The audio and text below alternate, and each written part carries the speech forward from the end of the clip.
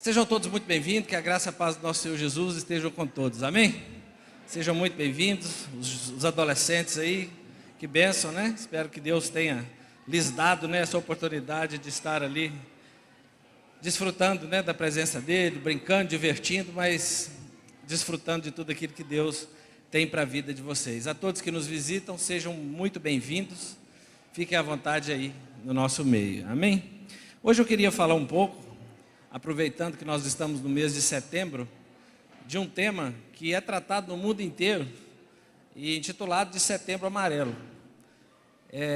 Setembro Amarelo, ele, né, foi instituído no mundo inteiro para tratar essa questão da depressão, do suicídio, e no Brasil, né, não é diferente. Nós sabemos que o Conselho de Psiquiatria, o Conselho de Medicina também fazem uma campanha em todo o Brasil em cima disso, porque é algo muito sério que acontece de formas mais variadas, né? Nós sabemos que a depressão ela pode se manifestar de N formas, não tem uma fórmula, né? E aflige muitas pessoas, jovens, adolescentes, pessoas mais velhas. Então, essa noite eu queria trazer um pouco sobre isso. E o tema que eu vou falar é que a vida é a melhor escolha. Amém? A vida é a melhor escolha. Ontem foi o dia oficial, dia 10 de setembro, e o tema é exatamente esse, que a vida é a melhor escolha. Nós vamos falar um pouco sobre equilíbrio emocional e psicológico nas nossas vidas, à luz da palavra de Deus. E nós precisamos entender que Deus é um Deus poderoso, um Deus criador de todas as coisas, dos céus, da terra, um Deus infinito. Apesar de ser isso tudo, Ele nos ama, Ele se preocupa com um povo que é finito, com um povo que é pecador, com um povo que é muitas vezes fraco, e Ele nos ama ao ponto de se relacionar conosco. Nós somos pobres, finitos e mortais, que lidamos e desfrutamos de um Deus infinito e imortal. Amém? Então é diante disso que o Senhor vai falar conosco nessa noite. Tem muita gente que diz assim: a minha vontade é sumir, eu não aguento mais, eu acho que eu preciso de sumir, não aguento mais viver, nada mais faz sentido na minha vida. Eu sinto uma dor que não passa.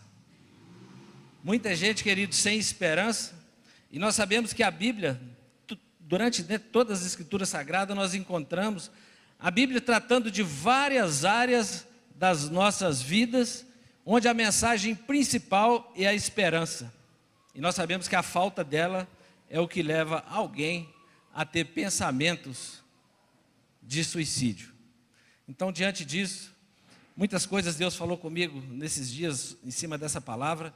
Deus confrontou muito o meu coração e trouxe, né, assim, muitos ensinamentos que eu queria compartilhar com os irmãos nessa noite. Mas antes disso, os estudos dizem que cerca de 17% da população um dia já pensaram em tirar a sua vida. 17% dos seres humanos um dia, em algum momento da sua história, pensaram em tirar a sua vida. E eu já pensei isso, querido, lá quando eu tinha meus 19 anos, mais ou menos, uma época que eu fiquei assim, sabe que essas coisas passaram na minha cabeça? Glória a Deus, que Deus é poderoso para nos confrontar e nos mostrar, nos trazer esperança no coração. Cerca de 5% planejam se matar, desse número de pessoas, e cerca de 3% tentam se matar. E é interessante que 1% costuma chegar a ser internado ou, de fato, se suicidam. Sabe por que essas coisas acontecem, querido? As pessoas acham que é o fim, que não tem mais nada, né, para elas, que elas não servem para nada. A Ada está aqui, a minha esposa. A Ada teve uma depressão profunda há uns anos atrás, quando as crianças eram pequenas. Confesso para os irmãos que eu não entendia o que acontecia com ela. Para mim era uma frescura muitas vezes. Ela foi ficando magra, né? Fraca, desanimada, nada fazia sentido. E eu não entendia aquilo, querido. mas buscando a mensagem na palavra de Deus, esses dias estudando um pouco sobre isso, sabe o que eu descobri? Que Deus a entendia, que Deus é aquele que nos entende, quando muitas vezes ninguém entende. Tem um Deus que nos entende, que sabe cada detalhe do que temos passado. Ela se pegou uma palavra lá de Isaías 43, acho que 10, né? 41, 10, isso, me corrija. Não temas porque eu sou contigo, não te assombres porque eu sou teu Deus, eu te ajudo e te sustento com a destra da minha justiça. Ela se agarrou nessa palavra, querido. Ela está aí hoje, ó. Muitos anos se passaram, superou, foi tratada naquele tempo com remédios, né, com tratamento medicamentoso, foi preciso, procurou um médico, foi preciso dos psiquiatras, dos psicólogos, mas ela se agarrou nessa palavra do Senhor, amém? Porque só aquele que entendia o sofrimento que ela estava passando, e nós, nem nós ali perto, muitas vezes não entendia. Então muitas vezes nós achamos que estamos sozinhos nesse momento. Se tem aqui alguém aqui pensando, hoje que está passando essas coisas na sua cabeça, querido, saiba que tem um Deus que te entende, amém? Te ama e tem propósitos e planos na sua vida. E esses estudos, né, eles nos alertam que aproximadamente quando uma pessoa, ela suicida, quando alguém se mata, 60 pessoas são impactadas diretamente quando alguém comete um suicídio. A pessoa nem sabe que é tão amada, a pessoa não sabe que é tão preciosa, mas diretamente 60 pessoas aproximadamente são atingidas. E no Brasil, finalizando aqui as estatísticas, em torno de 38 pessoas cometem suicídio por dia no nosso país. É muito preocupante.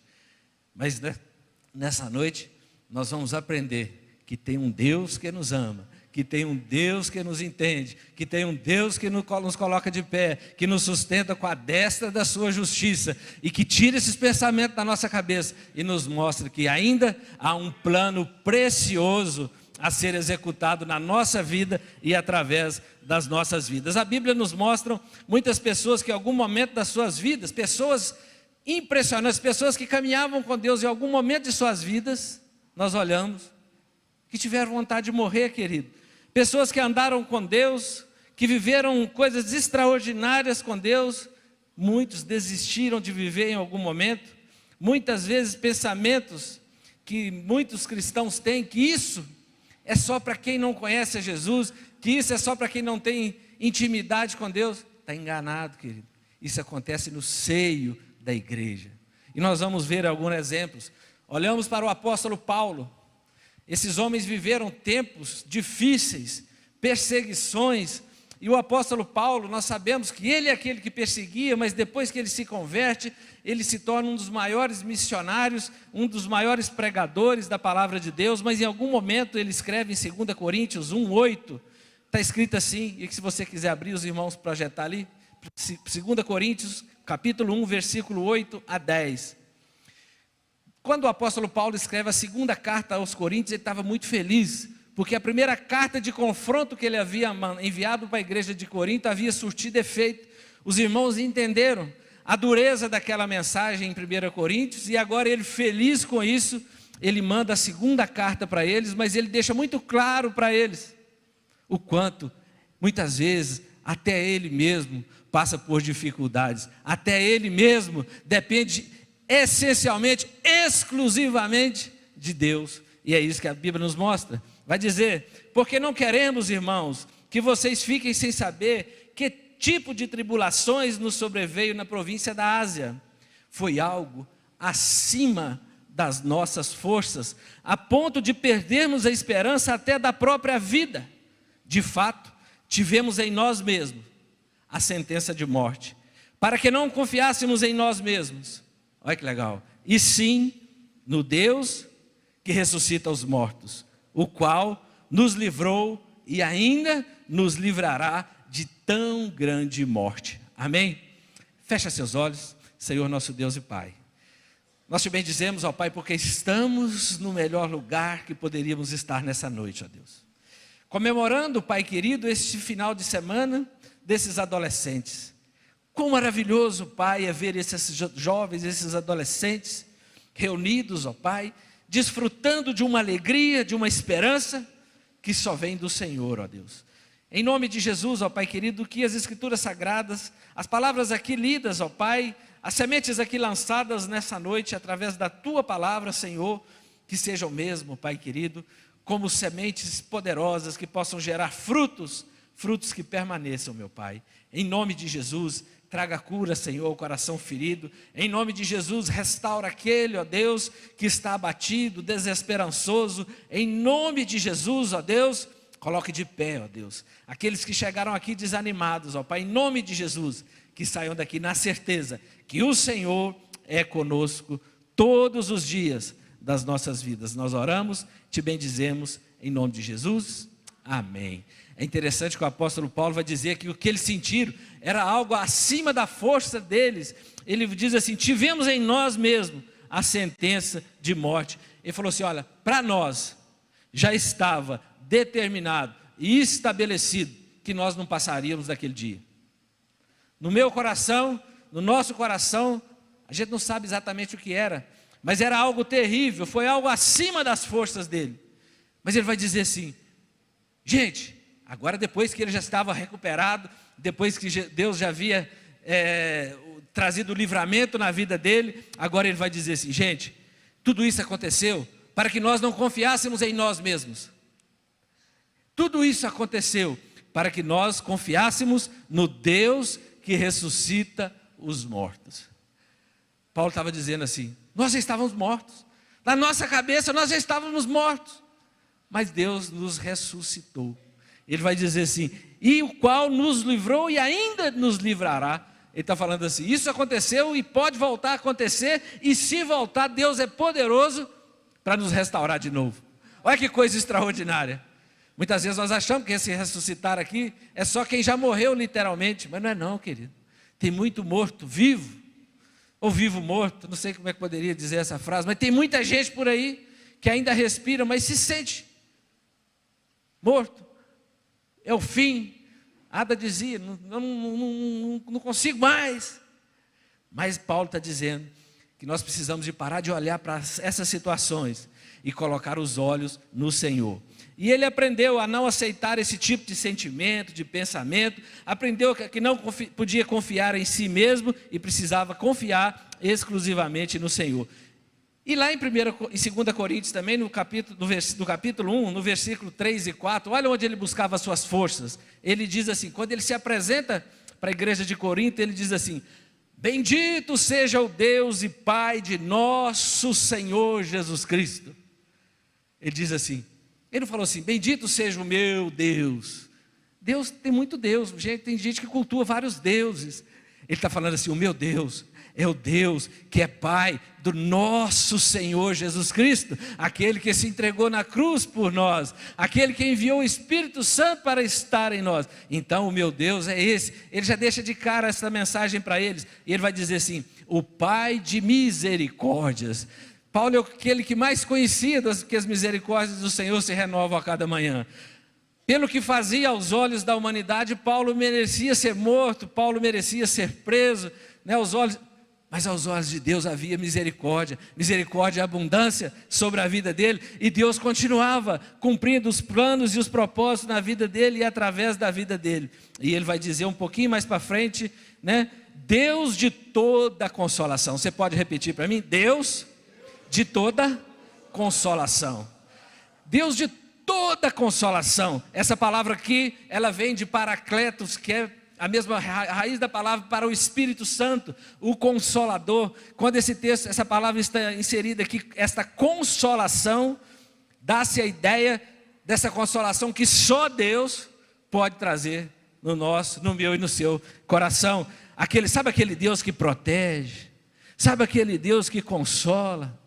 Sabe quando o marido não está entendendo nada, Deus está lá cuidando. Sabe quando a esposa não está entendendo nada do que está passando na cabeça do seu marido, e Ele está lá cuidando, filhos com os pais, pais com o filho. Esse Deus poderoso está lá consolando. Ele nos ama e nos entende. E Ele diz assim: é Ele que nos consola em toda tribulação, para que pela consolação que nós mesmos recebemos de Deus, isso é mais poderoso, possamos consolar os que estiverem em qualquer espécie de tribulação. Olha que coisa extraordinária. Ele está falando assim, uma vez que você entende isso, agora você está habilitado para consolar qualquer pessoa que lidar com qualquer situação, depressão, se achando aquela pessoa pior do mundo. Sabe por quê? Nós vamos aprender agora, porque Deus não chega julgando, Deus não chega condenando, Deus chega amando, Deus chega consolando, Deus chega entendendo, né, o que a pessoa está sentindo. Deus consegue entender isso em minúcias, em detalhe, aquilo que muitas vezes nós não entendemos. De onde veio isso? Isso começou quando? Na infância, ainda no ventre da mãe. Ou isso aconteceu semana passada? Foi por causa de um luto? Foi por causa de um trauma? O que? Nós não sabemos muitas vezes, querido, de onde que junta esse furacão que muitas vezes atormenta as pessoas. Nós não sabemos, mas tem um Deus que conhece em detalhes, amém? E é sobre isso que nós vamos falar nessa noite, em nome de Jesus. Então, como lidar com esse tipo de situação? Depressão, falta de esperança. Repete comigo assim: crendo em Deus, Deus Pai, de nosso Senhor Jesus Cristo. Amém. Sabe por quê, querido? Porque Ele conhece as nossas limitações físicas. Só Ele, né, sabe nos consolar. E acima de tudo, Ele tem planos na minha e na sua vida, amém? Então, porque Ele tem planos ainda grandes, Domingos, na sua vida. Aquele dia você precisava sair do hospital vivo, né, Domingos? Vivo, para estar aqui contando o milagre da ressuscitação, né, literal, do Domingos, que ele contou para nós no churrasco dos homens. Quem não foi, perdeu, né, Domingos? Um testemunho, uma palavra abençoada do Mateus. E ontem só deu picanha naquele negócio lá. Foi ou não foi? Agora no próximo vai um monte de gente aí, ó. Ontem só tinha carne de excelência, é verdade. Nunca comi um churrasco tão gostoso, macio assim. A carne de boi baixou, irmãos? Ou os irmãos prosperaram? Acho que os irmãos prosperaram, porque ontem foi uma bênção, oh glória. Outro personagem que a Bíblia nos diz é Moisés. Quem acha que Moisés foi um homem extraordinário? Nós sabemos que ele provavelmente escreveu os 5 primeiros livros da Bíblia. Ele é aquele que Deus usou para tirar o povo do Egito, para conduzir o povo do Egito. Ele é aquele que a Bíblia conta desde o seu nascimento. E toda a provisão de Deus na sua vida, até a sua morte. Então ele é aquele que tinha talvez o homem que teve mais intimidade com Deus. Mas chegou um dia, Amanda, que ele diz assim, Números 11, 10 e 15. Moisés ouviu gente de todas as famílias queixando contra ele. Chegou um dia que eles estavam no deserto acampados e todo mundo começou a, falar na cabeça de Moisés. E a Bíblia vai dizer que cada uma entrada da sua tenda, as pessoas estavam reclamando da comida, querido. Eles queriam carne, não é para o seu churrasco, eles queriam carne, né? E eles começaram a reclamar. A Bíblia diz, então acendeu-se a ira do Senhor. Isso pareceu mal a Moisés, e ele perguntou ao Senhor, olha que extraordinário, não sei se está ali, Números 11, 10 a 15. Por que trouxeste este mal sobre o teu servo? Foi porque não te agradas de mim? Que colocaste sobre os meus ombros a responsabilidade deste povo? Por acaso foi eu que os concebeu? Fui eu quem os trouxe à luz? Por que me pedes para carregá-los no braço, como uma ama ou uma mãe carrega um recém-nascido? Ele fica estressado, cansado com toda aquela situação. E levá-los à terra que prometeste sob juramentos aos seus passados. Onde conseguirei carne para esse povo todo? Aí ele vai dizer, eles ficam se queixando contra mim, dê-me carne. Não posso levar todo esse povo sozinho. Essa responsabilidade é grande demais para mim. Se é assim que vais me tratar, mata-me agora. Se te agradas de mim, não me deixe ver minha própria ruína. Ele chega para Deus e fala assim, se for para continuar desse jeito, mata-me agora, eu quero morrer. Querido, nós podíamos pensar assim, e Deus ficou irado com Moisés. Quando nós vamos olhar a história, Deus vai falar assim para Moisés, vamos separar 70 pessoas para te ajudar.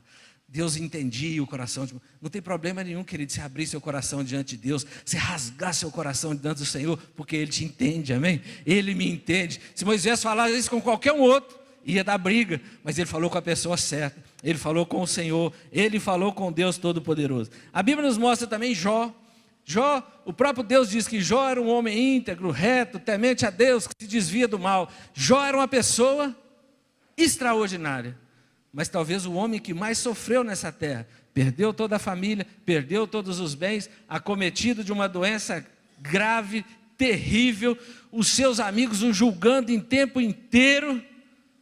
Chega um dia, querido, que ele não aguentou, e ele cansado, a Bíblia diz em Jó 3, 1, 4, eu quero te mostrar que pessoas, querido, que andavam com Deus, pessoas que tinham experiência com Deus, já tiveram esse tipo de sentimento. E tem muita gente que acha que é exclusividade sua. Não é. Jó diz assim, Jó abriu a boca e amaldiçoou o dia em que nasceu. Ele diz assim, pereça o dia em que, do meu nascimento, a noite em que se disse, nasceu um menino, transforma aquele dia em trevas, e Deus lá do alto, não se importe com ele, não resplandece. Ele está assim, para que eu fui nascer? Eu não sei se já aconteceu com você, já chegou algum dia que você falou assim, meu Deus, se eu não tivesse nascido era muito melhor. Não é? Eu tenho certeza que muita gente já pensou isso. Você se encontrou em alguma situação que você falou assim, se eu não tivesse nascido, não tinha nada disso, eu nem precisava ter nascido. É interessante que Deus começa a fazer muitas perguntas para Jó, quem já leu o livro de Jó, e Deus começa a fazer um monte de perguntas para Jó. Deus começa a mostrar para Jó que tem um Deus que é um Deus infinito, Criador do universo, dos céus e da terra, um Deus todo poderoso, aquele que preparou tudo. É interessante que quando Deus começa a trabalhar no coração de Jó, Deus começa a conduzir Jó a entender quem ele era e quanto Deus o amava. A grandeza de Deus e quanto Deus tinha planos na vida dele. Deus começou a levar Jó a entender os planos que Deus tinha ainda para ser feito na vida dele. Sabe o que Deus trouxe no meu coração, Mateus? Deus estava deixando muito claro para Jó, eu estou escrevendo a Bíblia, eu estou escrevendo uma história, a sua história vai estar nas Escrituras Sagradas, e essa história vai ser contada em todo o tempo. Deus estava escrevendo a história, Deus estava deixando para nós ensinamentos literais através da vida daquele homem, e Deus vai mostrar para todos nós como é que Ele faz para virar um cativeiro, como é que Ele faz para pegar aquele que pede a morte e vira o cativeiro. A Bíblia diz que Jó teve muitos outros filhos, que Jó se tornou ainda 2 vezes mais rico. Vai dizer que Jó orou pelos seus amigos e todos eles foram salvos. A Bíblia vai dizer o quanto Jó se tornou ainda um homem mais reto, íntegro, temente a Deus e que se desviava do mal. Então agora a história é contada como um todo. Então Deus o tempo inteiro só precisava que Jó fosse forte. Sabia que Deus está escrevendo uma história na minha vida e na sua vida? Ele só precisa que você seja forte, porque Ele quer escrever até o final. Ele quer que as pessoas leiam a nossa história até o final. E quando chegar no final, em nome de Jesus, nós vamos dizer como o apóstolo Paulo: combati o bom combate, completei a carreira, guardei a fé. Aí nós estaremos, usufruindo de tudo aquilo que Deus preparou um dia para cada um de nós. Um outro personagem muito famoso é Jeremias. Jeremias, querido, profetizou 50 anos. 50 anos. Ninguém dava bola porque ele falava. Os pais não queriam nem ouvir, muito menos deixar os adolescentes ouvirem o que Deus tinha para eles. Deus queria que eles voltassem para o Senhor. Deus queria que eles se arrependessem, que os pais ensinassem os filhos os caminhos em que ele deveria andar, porque Deus estava escrevendo uma história. Jesus viria para salvar a humanidade. Nada poderia atrapalhar os planos do Senhor. E durante 50 anos, esse homem pregou, querido. Um dos períodos mais ácidos que você pode ler nas histórias da Bíblia Sagrada. E esse homem, ele foi preso no tronco. Esse homem, ele foi humilhado, perseguido, castigado. O tempo inteiro, querido. Chegou um tempo, Jeremias 20, 14 a 18, ele vai dizer assim: maldito o dia que eu nasci, por que não me matou no ventre materno? Por que saí do ventre materno tão somente para ver trabalho, tristeza, para que se consuma de vergonha os meus dias? Jó fala assim: eu não estou aguentando, Jeremias, eu não estou aguentando mais. Mas é interessante que quando nós lemos a história toda, nós vamos ver que ele superou aqueles dias, e ele escreve lá em Lamentações, Ele viu Jerusalém ser destruída. Ele viu aqueles jovens, querido, pagando um alto preço pelos erros dos seus pais. Ele viu, querido. Ele alertou aqueles pais. Mais de uma geração, 50 anos. Se uma geração é 40, provavelmente ele trabalhou em 2 gerações e o povo não quis dar ouvidos à palavra de Deus. E é muito interessante que em Lamentações ele vai dizer assim, provavelmente já bem velho, no final da sua caminhada, ele vai dizer assim: quero trazer à minha memória, Lamentações 21, 26, quero trazer à minha memória o que pode me dar esperança. Ele diz assim: as misericórdias do Senhor são a causa de não sermos consumidos, porque suas misericórdias não têm fim. Ele olhava para o povo, eu imagino que para ele assim, nós todos devíamos estar destruídos. Mas Deus havia preservado um povo, querido. Deus havia preservado um Daniel. Deus havia preservado um povo, querido. E ele vai dizer assim: as misericórdias do Senhor se renovam a cada manhã, grande é a sua fidelidade. As misericórdias do Senhor, querido, se renova a cada manhã. Deus é longânimo, Deus nos dá tempo, né? Deus vai trabalhando em nosso coração. Aí ele vai dizer assim: a minha porção é o Senhor, diz a minha alma, portanto esperarei nele. O Senhor é bom para os que o esperam nele. Ele vai dizer assim: para que aqueles que o buscam, bom, ele falou assim, é aguardar a salvação no Senhor. E ele diz assim, isso em silêncio. Ele já tinha falado tudo que ele podia dizer, querido. Ele estava dizendo, agora para frente é só na oração, agora para frente é só no joelho, da agora para frente é só com a cara no pó. E é isso que Daniel, né, que nós vamos ver o povo lá na Babilônia orando, pedindo a Deus socorro, né? E nós sabemos que Deus iria resgatá-los. Então mais um homem aqui, Jonas. Quem lembra de Jonas? A Bíblia diz que Jeremias era um profeta chorão. Muitas pessoas vão achar que ele era chorão porque ele era um fraco. Ele era chorão, querido, porque ele era muito forte. Sabe por quê? Porque ele chorava diante de Deus. Ele chorava, ele rasgava seu coração diante de Deus. Você tem chorado na presença do Senhor? Pode chorar, querido. Deus, Ele é aquele que não rejeita, né? Um coração quebrantado, né? Deus adora quando você derrama suas lágrimas lá. Não porque Ele quer que você sofra, mas porque Ele quer te consolar. Jonas, da mesma forma, nós sabemos que ele está escrito em Jonas no capítulo 4, já no final, no versículo 1 e 4, ele vai dizer assim, depois que o Senhor tinha pedido para ele pregar em Nínive, para ele levar uma mensagem em Nínive, Deus queria salvar aquela cidade, e Deus envia o seu profeta, vocês já conhecem a história, ele foge, então ele vai dizer, ele vai dizer assim, mas Jonas ficou muito aborrecido e com raiva, ele orou ao Senhor e disse, Senhor, não foi isso que eu disse, estando eu ainda na minha terra?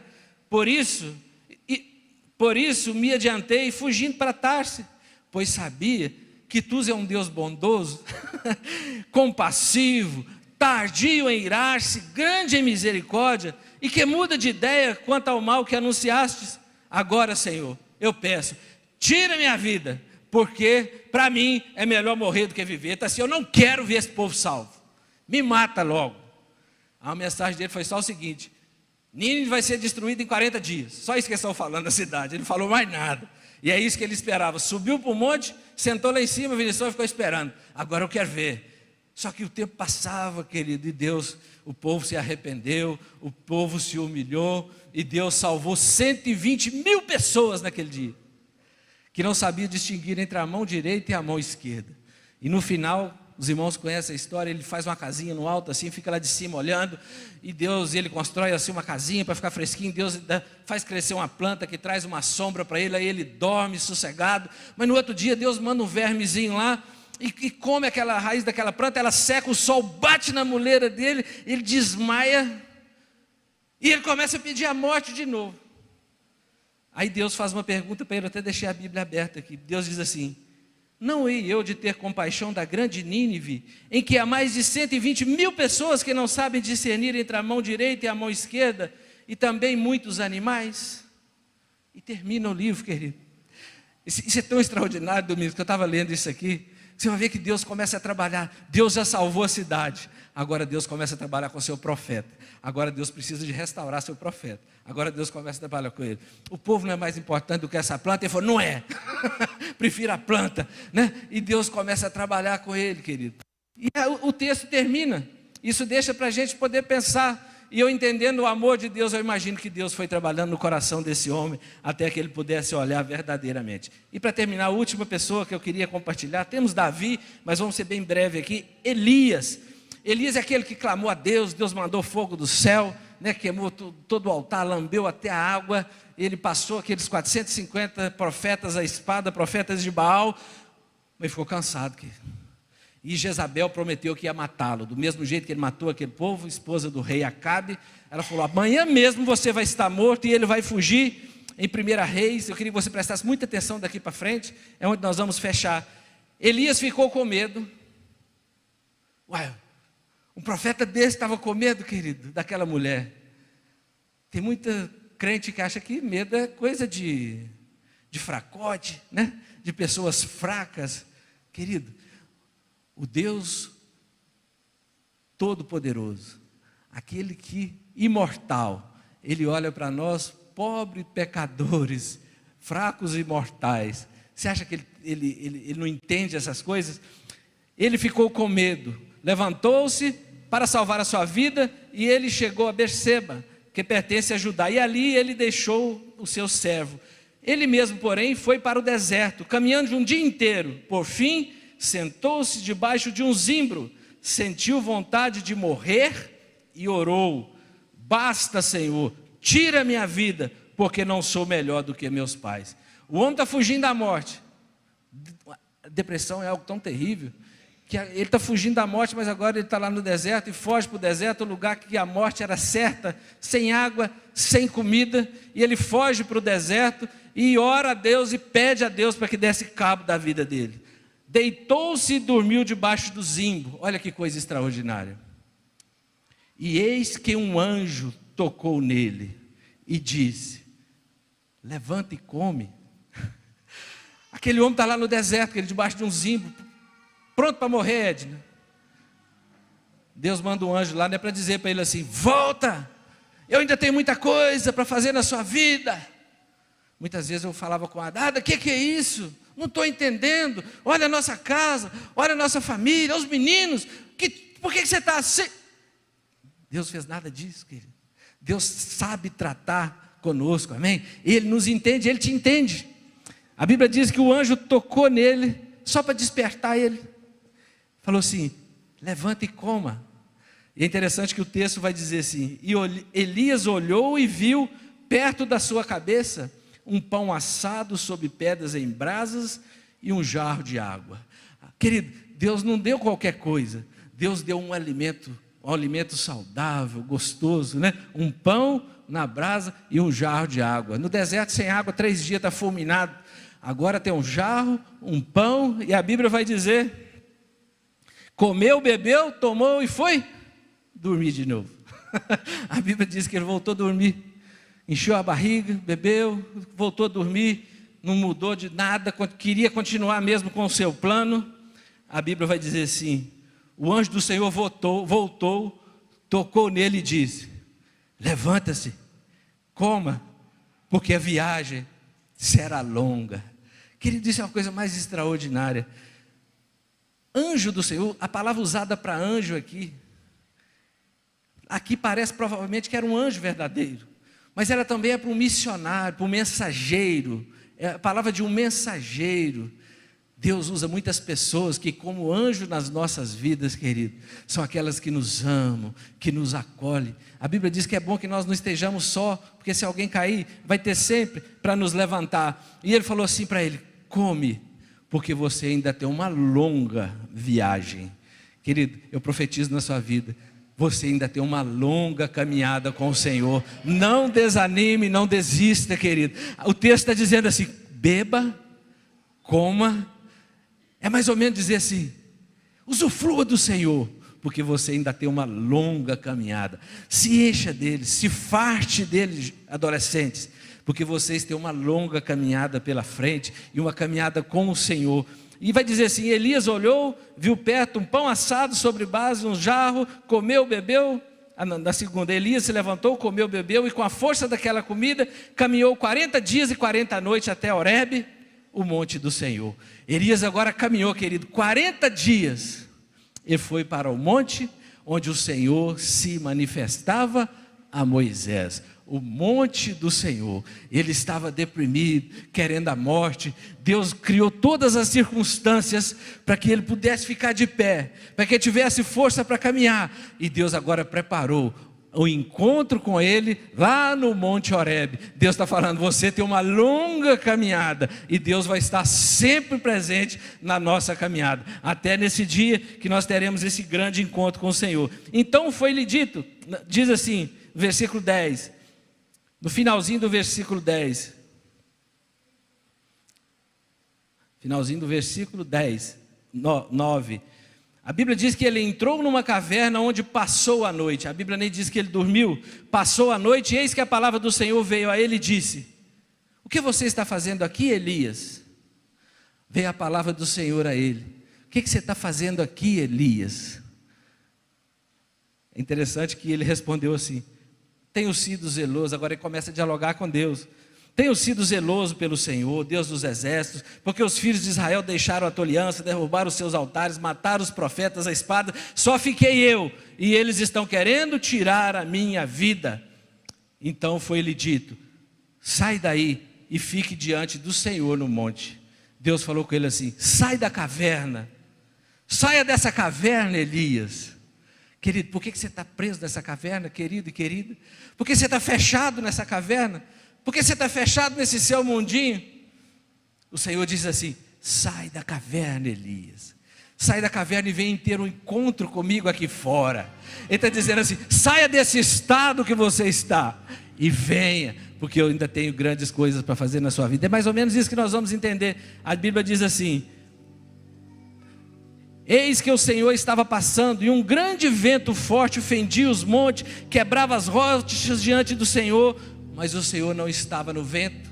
Elias estava lá dentro, veio um vento forte, símbolo do Espírito Santo.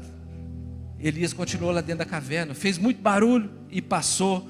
Um grande terremoto, de repente veio um grande terremoto, mas Deus também não estava no terremoto.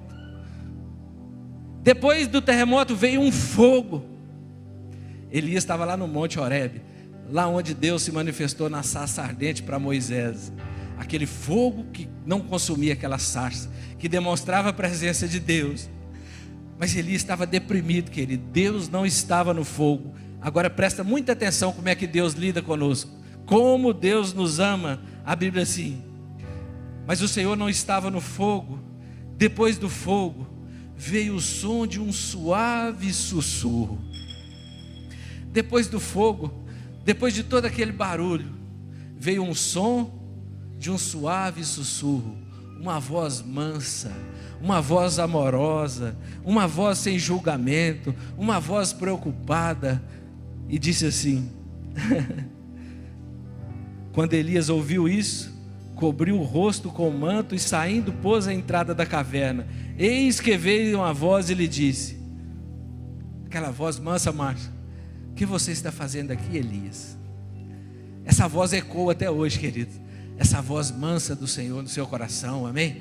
Essa voz que tem que ecoar no seu coração. O que você está fazendo aí?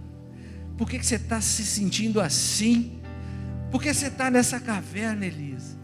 Por que você está fugindo? Por que você está fugindo do Senhor? Por que você está tão envergonhado, envergonhada? Por que você está tão abatido?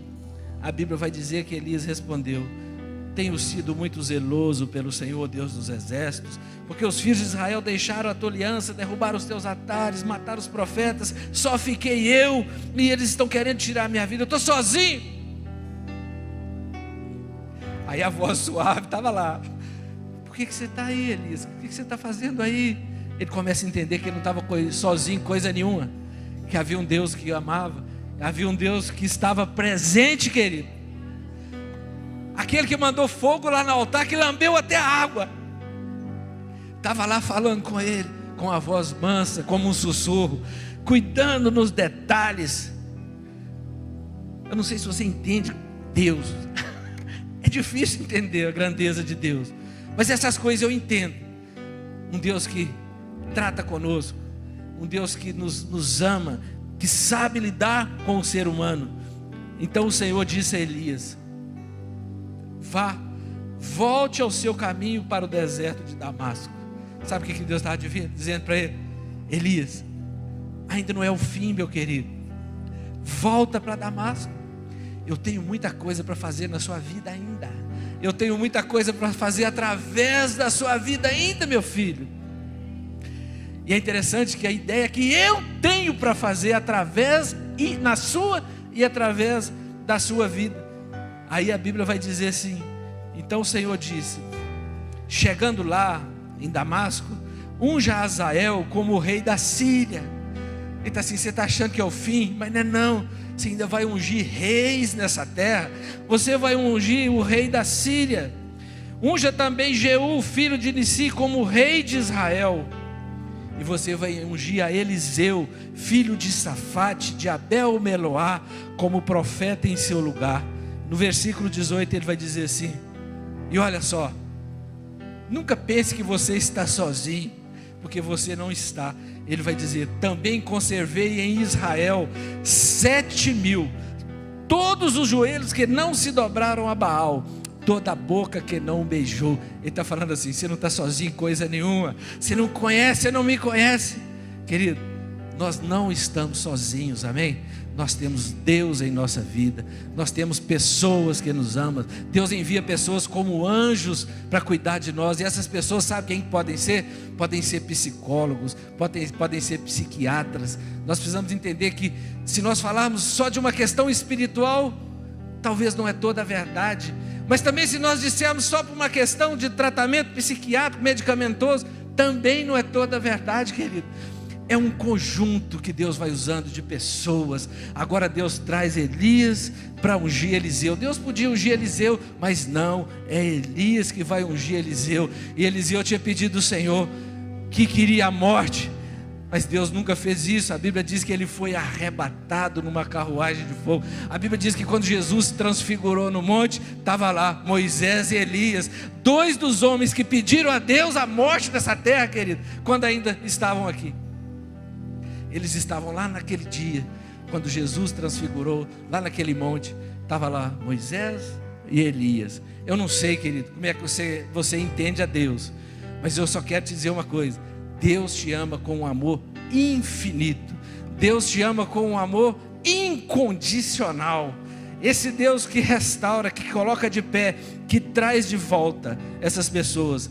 1 Tessalonicenses, capítulo 5, 23, foi pregado aqui na sexta-feira no culto dos homens, que nós devemos apresentar o nosso espírito, alma e corpo conservados, íntegros, irrepreensíveis na vinda do Senhor Jesus. Deus está falando assim: eu vou te ajudar a você cuidar bem do seu corpo, de si mesmo, de alimentar bem a sua alma, a sua mente, né? Não deixa o diabo ficar colocando coisas na sua mente. E é interessante que muitas vezes nós transferimos essa conta para o diabo. Moisés nunca ficou endemoniado, Elias nunca ficou endemoniado. Esses caras pensaram em morrer, querido. Era uma questão psicológica, era cansaço puro, era estresse, eram situações terríveis que viviam. E o último texto, Jesus uma vez dizendo assim para aquelas pessoas que o acompanhavam, ele diz assim: eu sou a ressurreição e a vida. Quem crê em mim, ainda que esteja morto, viverá. Ele está falando assim: quem crê em mim, o seu estado pode ser de morte, como de Paulo, mas se você crê em mim, você viverá. E aquele que vive e crê em mim nunca morrerá. E ele termina assim: crês tu nisso? Como terminou o livro de Jonas, com uma pergunta. Terminamos aqui. Crês tu nisso, querido? Você crê nisso? Amém? Se você crê, querido, entrega a sua vida verdadeiramente para o Senhor, confia nele, e tudo mais ele fará, amém?